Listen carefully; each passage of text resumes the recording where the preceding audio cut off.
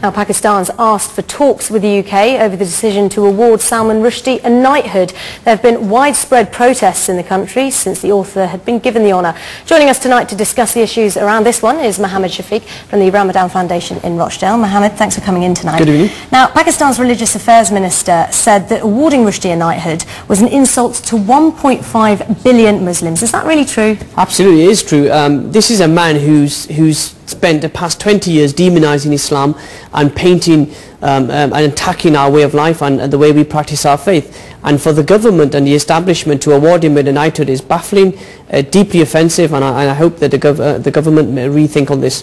But it's not just for Satanic Verses, which is, of course, the book that's caused all this controversy. Rushdie's received dozens of awards for 17 different books that he's written. So don't you think that the knighthood is deserved?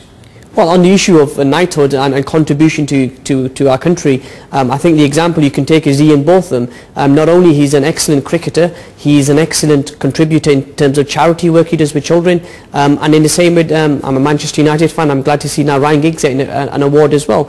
But also, he does a lot of charity work. Salman Rushdie lives in New York, has attacked not only Islam, but he's attacked the UK as dull and boring.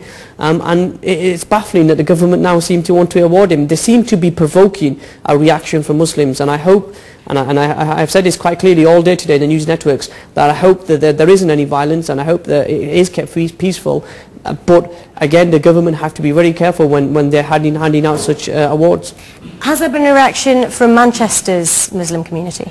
Generally, people are very clear that whilst we disagree strongly with what Salman Rushdie did in the Satanic Verses, we don't believe anybody has the right to kill him. There's freedom of speech in this country, and as much as he can say his part, we've got a right to express our views. We've demonstrated that today in various TV interviews, and I hope that we'll be doing the same again. But I urge people to remain calm and not allow these people to provoke us into a reaction. Now, Islam does have a reputation for promoting extremism, terrorism, things like that. Now, Pakistan's religious affairs leader here also called the honour a justification for suicide attacks and supported a bomb attack on Rushdie.